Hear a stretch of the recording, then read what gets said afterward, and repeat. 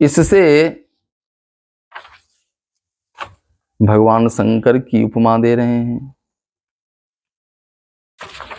सीताराम जय सीताराम, यह उमा रमन करुणा अयन, जाहि दीन परनेह, करहु कृपा मर्दन मयना। जिनका स्वरूप कुंद एवं चंद्रमा के समान है, जो भगवती उमा के पति हैं, उमा रमन कहलाते हैं और करुणा के भवन हैं, किसी के दुख को देखकर बहुत जल्दी आर्द्र हो जाते हैं। कविकुल कानन के श्री श्रीमद् गोस्वामी जी महाराज कहते हैं कि भगवान शिव का दीनों के प्रति अत्यंत स्नेह रहता है। ऐसे जो परमात्मा हैं, ऐसे जो काम का दमन करने वाले हैं, उनसे गोस्वामी जी प्रार्थना कर रहे हैं कि हे प्रभु आप मेरे ऊपर कृपा करो। अब विस्तारित रूप में हम इसको श्रवण करेंगे। कुंद इंदु समदेह, जूही के जैसा फूल। कुंद का फूल कैसा होता है और रंग उजला। कुंद इंदु समदेह, दो विशिष्ट गुण इसमें है। एक अत्यंत कोमल होता है, कैसा होता है? कोमल। और दूसरा एकदम सुगंधित। कोमल और सुगंधित भगवान शिव का जो स्वरूप है वह उजला तो है ही, उज्जवल है, साथ साथ सुकोमल है और सुगंधित है। सुगंधित का एक और तात्पर्य होता है कि उनके यश का अधिकाधिक विस्तार होता है, उनका यश चतुर्दिक फैलता है, उनकी कीर्ति चतुर्दिक फैलती है, सबका मंगल कल्याण करती है। दूसरी उपमा, एक साथ दो उपमा। जैसे मान लिया जाए कि उपमा उस गोस्वामी जी को देना था तो कहते कि जूही के फूल के समान, कुंद के फूल के समान गौर वर्ण है, लेकिन दो उपमाएं एक साथ दी। एक उपमा चंद्रमा से दे रहे हैं, कुंद इंदु समदेह उमा रमन करुणा अयन।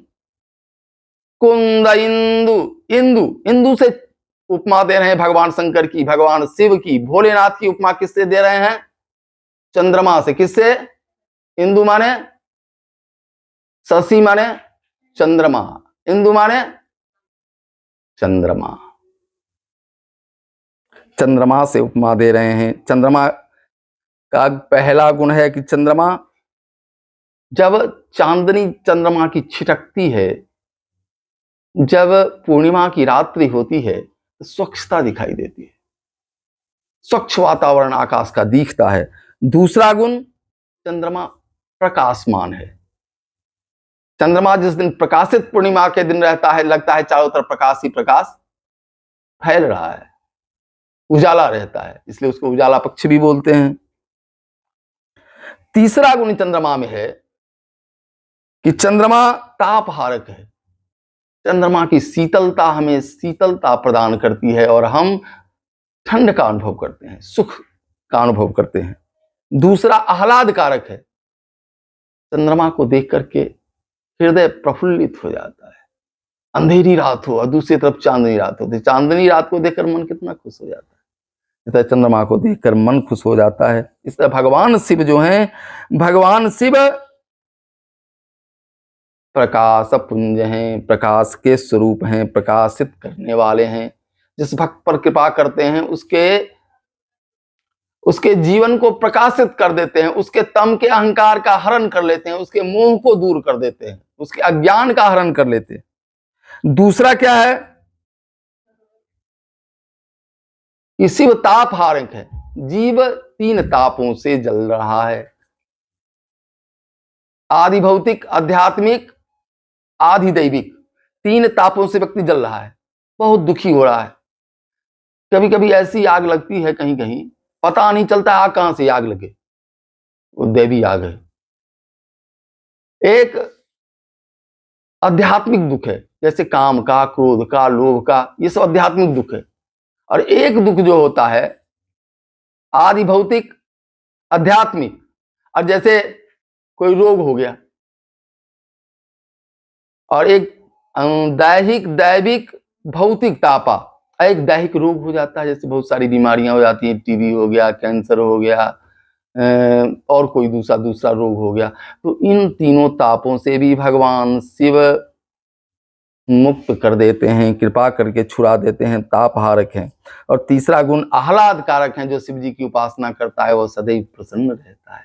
भगवान शिव सदैव प्रसन्न रहते हैं। इसी तरह उनका जो भी भक्त है, जो उनकी आराधना करने वाला है, जो उनकी चर्चा करने वाला, सुनाने वाला है, या फिर जो पूजा करने वाला है उनका,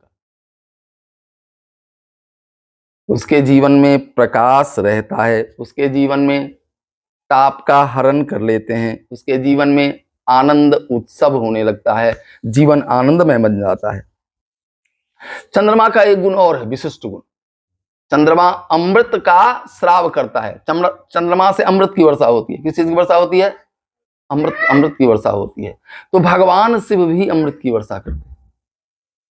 नाथ तवानन शशि स्रवत कथा सुधा रघुवीर, श्रवण पुटन ही मन पान करी, नहीं अघात मति धीर, नाथ तवानन शशि स्रवत। हे प्रभु, आपका मुखचंद्र हमेशा श्री राम कथा रूपी अमृत बहाता रहता है। आपके मुख से राम कथा निकलती रहती है। भगवती उमा श्रोता के रूप में श्रवण करती रहती हैं। नाथ तवानन शशि स्रवत कथा सुधा रघुवीर, श्रवण पुटन ही मन पान करी, नहीं अघात मति धीर। तो चंद्रमा से जो अमृत का स्राव होता है, अमृत बहता है, उस अमृत से औषधि का पोषण होता है, और वह औषधि बड़ी बड़ी बीमारियों को ठीक कर देती है। औषधि में जो औषधीय गुण आता है, इसमें चंद्रमा की विशेषता है। चंद्रमा के कारण उसमें औषधीय गुण आता है। तो शिवजी में जो अमृत श्राव हो रहा है, वह किस औषधि का पोषण करेगा? तो कहते हैं कि जो भगवान के भक्त हैं, जो कथा सुनने वाले हैं, उनका पोषण करेगा और उनको भक्ति का दान करेगा। उसको भगवान की भक्ति की प्राप्ति हो जाएगी। जो कथा एकदम प्रेम से, ध्यान से सुनेगा, उसको भगवान के भक्ति की प्राप्ति हो जाएगी। कुंद इंदु समदेह उमा रमन करुणायन, जाहि दीन परने करहु कृपा मर्दन मयन। तो संतों का कहना है कि उमा रमन कहने का तात्पर्य है कि यहाँ भगवान शिव की भी वंदना है और शिवा की वंदना है। दोनों की एक साथ वंदना हो रही है। शक्ति विशिष्ट शिव की वंदना है। सनातन धर्म में पंचदेवोपासना है। पंचदेवोपासना में सबसे पहले गणेश जी की वंदना हुई, इसके बाद भगवान सूर्य की वंदना हुई, इसके बाद भगवान विष्णु की वंदना हुई, इसके बाद भगवान शिव की वंदना हो रही है। लेकिन जब तक भगवती की वंदना नहीं होगी, तब तक पंचदेवोपासना सिद्ध नहीं होगी। तो कुछ महापुरुषों का कहना है कि इसमें एक साथ ही भगवान शिव और भगवती शिवा पार्वती दोनों की वंदना है। दोनों की वंदना गोस्वामी जी कर रहे हैं। शक्ति विशिष्ट शिव की वंदना की गई है। भगवती उमा क्या है? महाविद्या है। महाविद्या है। यथा श्रुति वेद भगवान कहते हैं, सतस्मिन नेवाकाशे सीयमा जगाम बहुशोभानाम उमा हेम वती नाम ग्वंग होवाच। सतस्मिन नेवाकाशे श्रीयमा जगाम बहुशोभानाम उमा हेमवतीता ग्वंग होवाच किमेतद यक्षम इति। केनोपनिषद में वर्णन आता है कि भगवती शिवा महाविद्या है। सा ब्रह्मेति होवाच। सा माने वह ब्रह्म स्वरूपा है, ब्रह्म विद्या है। जिस पर कृपा करती हैं उसको ज्ञान का दान करती हैं, उसे विद्वान बना देती हैं, उसे ब्रह्म ज्ञान दे देती हैं। यहाँ के सब विशेषण उमा रमन, करुणायन, जाहि दीन पर ने, मर्दन मयन, चरितात्मक, यह सिद्ध करता है ये सोरठा जो है तो भगवान शंकर और भगवती उमा दोनों की वंदना है, दोनों की प्रार्थना है। आगे विशेषण के संबंध में विद्वानों ने अनेक चर्चाएं की हैं। उमा रमन, करुणा अयन, जाहि दीन पर नेह, मर्दन मयन, ये जितने विशेषण हैं ये सब चरितात्मक हैं। चरितात्मक से क्या तात्पर्य? इसमें अंगुल्या निर्देश है, वस्तु अंगुल्या निर्देश है, वस्तु निर्देशात्मक है कि भाई ये निर्देश कर रहा है कि इसे कथा निकलेगी, ये आगे की कथा की ओर निर्देश कर रहा है। सबसे पहले हम ले लें करुणायन जाहि दीन पर ने, करहु कृपा मर्दन मयन। मर्दन मयन, मर्दन मयन का अर्थ होता है काम। अब मर्दन माने काम का मर्दन करने वाला, ये भगवान शिव काम का मर्दन करने वाले हैं। जब कामदेव ने भगवान शिव का ध्यान भंग करना चाहा और शिव जी के तीसरे नेत्र खुल गए तो उनके नेत्र की ज्वाला में कामदेव भस्म हो गया।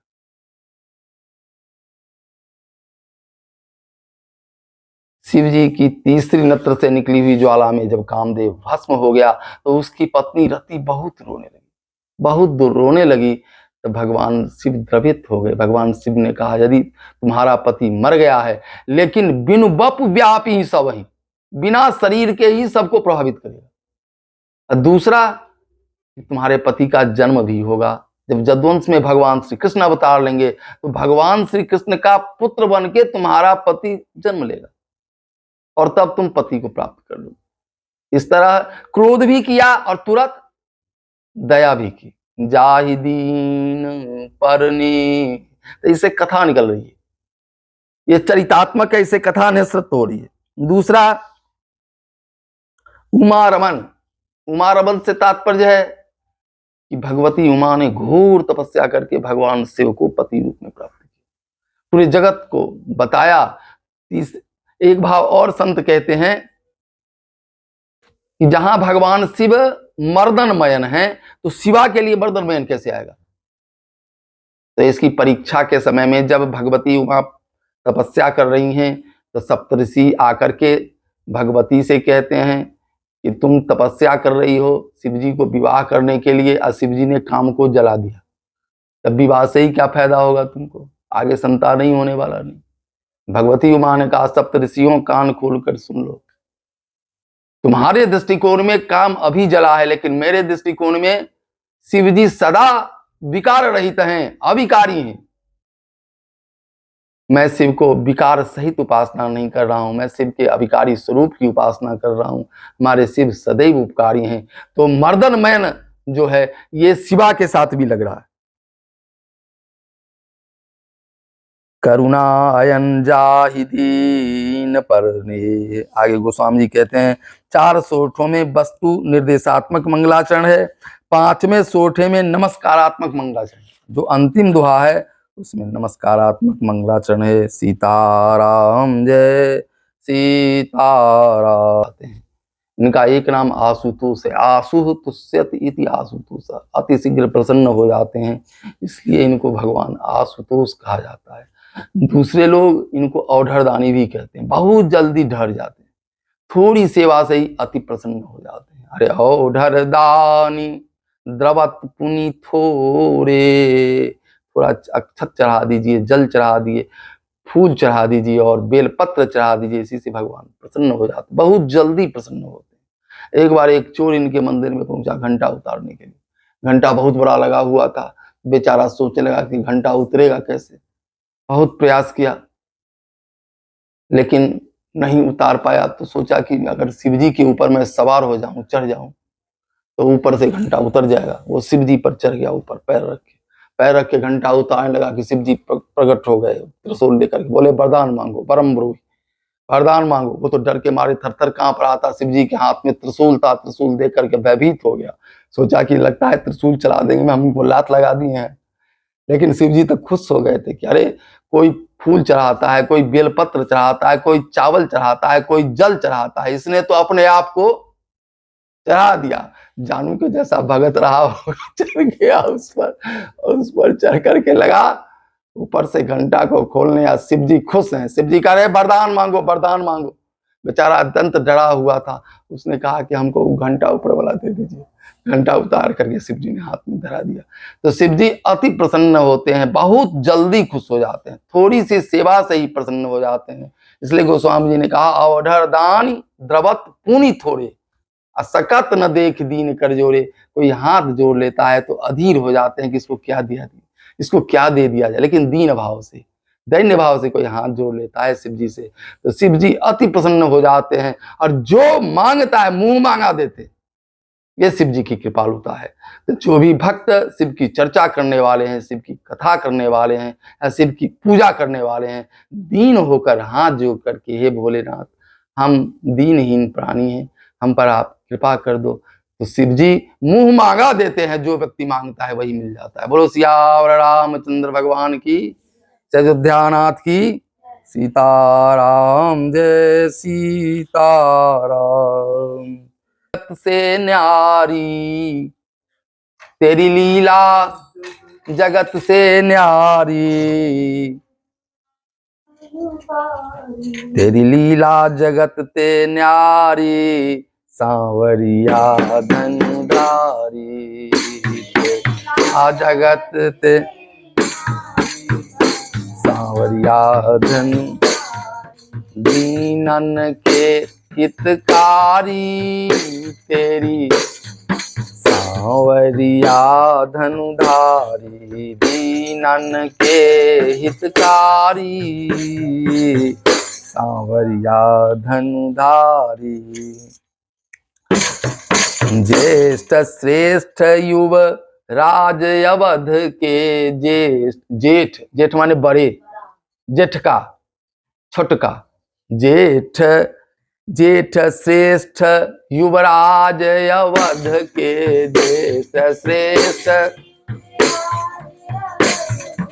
हे सर्वस के अधिकारी, सांवरिया धनुधारी।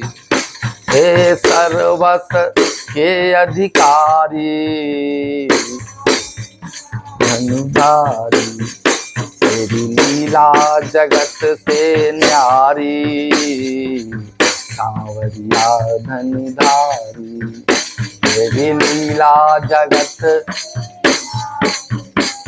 सांवरिया। सर्वस त्यागी भये बनवासी, सर्वस त्यागी हे सर्वस त्यागी भये बनवासी। माँ ने पूछा बेटा तुम वन को जा रहे हो? तो भगवान ने कहा कि माँ पिताजी ने मुझे वन का राज्य दिया है, राज्य देने की बात कही थी ना कर, तो वन का राजा मुझे बनाया है, ऐसा पुत्र मिलेगा। सर्वस त्यागी जय जय, सर्वस त्यागी भय बनवासी, सर्वस त्यागी हे सर्वस त्यागी भय बनवासी, सर्वस हे पितु आज्ञा सिरधारी, सांवरिया हे पितु आज्ञा सिरधारी, सांवरिया धनुधारी। तेरी लीला जगत से न्यारी, सांवरिया धनुधारी, तेरी लीला जगत से न्यारी।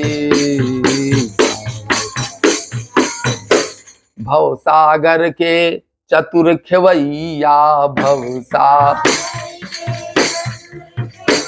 भगवान ने कहा मेरा भवसागर जो है देवी है सा गुणमयी, मम्माया दुरत्या, इसको पार करना बहुत कठिन है, लोग डूब जाते हैं। जिसको तैरने नहीं आएगा डूबेगा कि नहीं डूबेगा? डूब जाते हैं इस भवसागर में।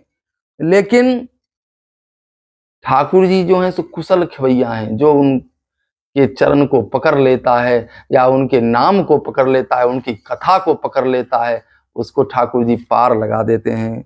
जय जय। भवसागर के चतुर खेवैया, भवसागर के, तो स्वामी जी ने लिखा भी है, भवसागर चाह पार जो पावा, राम कथा ता कहाँ दृढ़ नावा। राम कथा उसके लिए नाव बन के खड़ी हो जाती है, राम नाम नाव बन के खड़ा हो जाता है। राम नाम तो ऐसा करता है कि भवसागर सूख जाता है, नाव की जरूरतें नहीं रहती है। राम नाम में इतना प्रताप है कि भवसागर ही सूख जाता है। नदी का पानी सूख जाए तो नाव की जरूरत पड़ेगी? पानी रहेगा तब ना नाव चलेगा। राम कथा नौका है और राम नाम क्या है? भवसागर ही सुखा डालता है।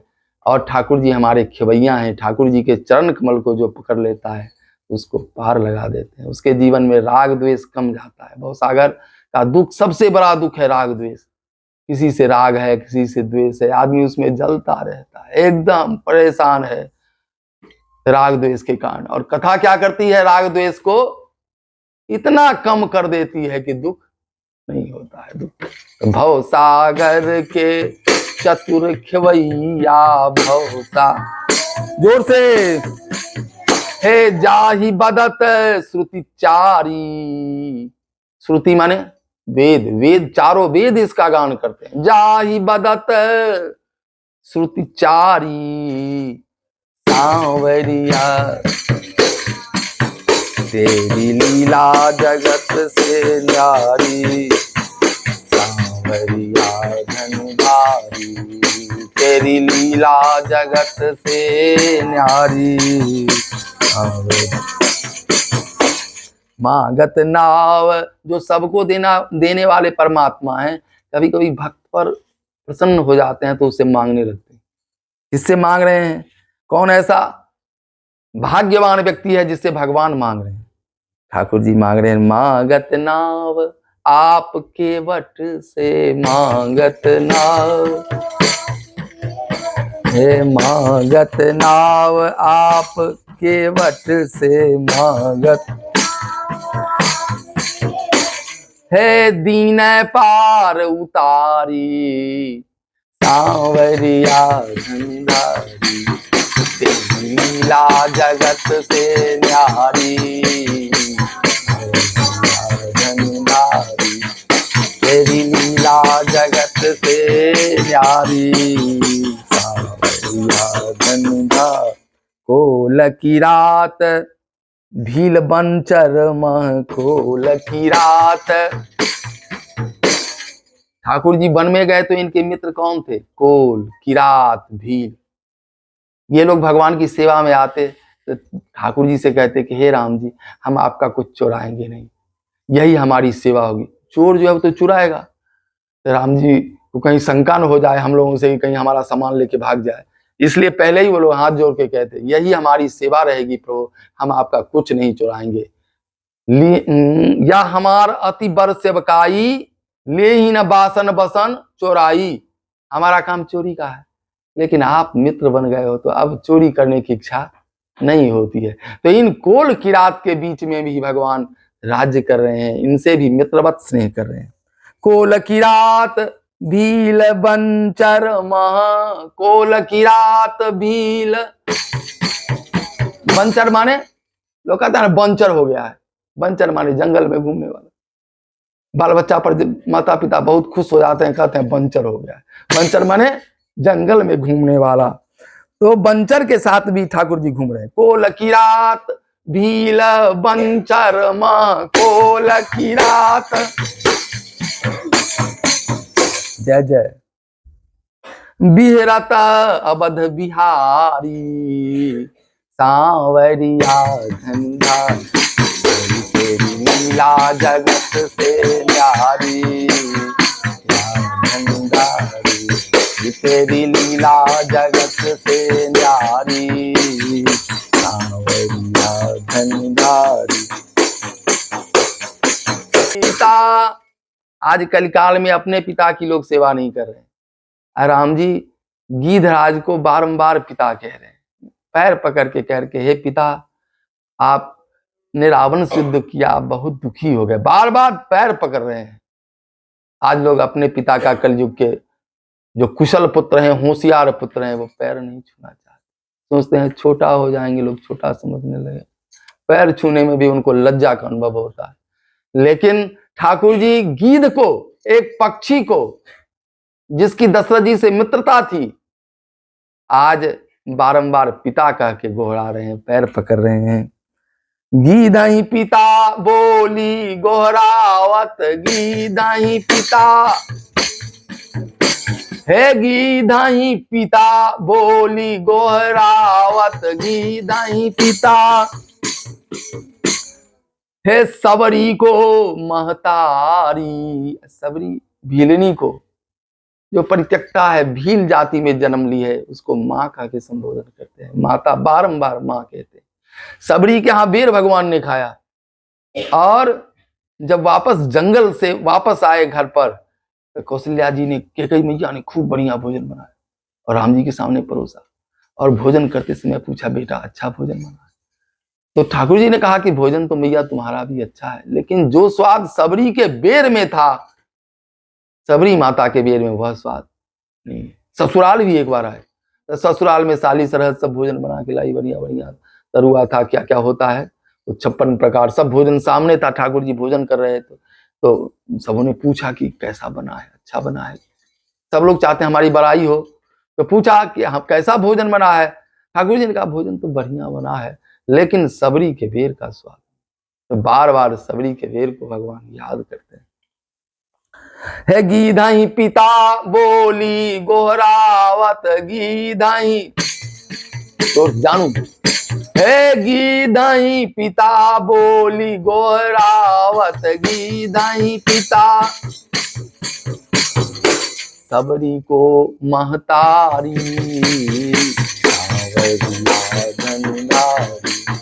तेरी लीला जगत से न्यारी, तेरी लीला जगत से न्यारी, सांवरिया धनुधारी। सेवक सखा सचिव करिमानत, सेवक सखा, सचिव माने मंत्री, सेवक सखा, सखा माने मित्र, सेवक सखा सचिव करिमानत, सेवक सखा, सेवक सखा सचिव करिमानत, सेवक सखा, बानर भालू बिकारी, सांवरिया धनुधारी, भालू बिकारी, तेरी लीला जगत से न्यारी, सांवरिया धनुधारी।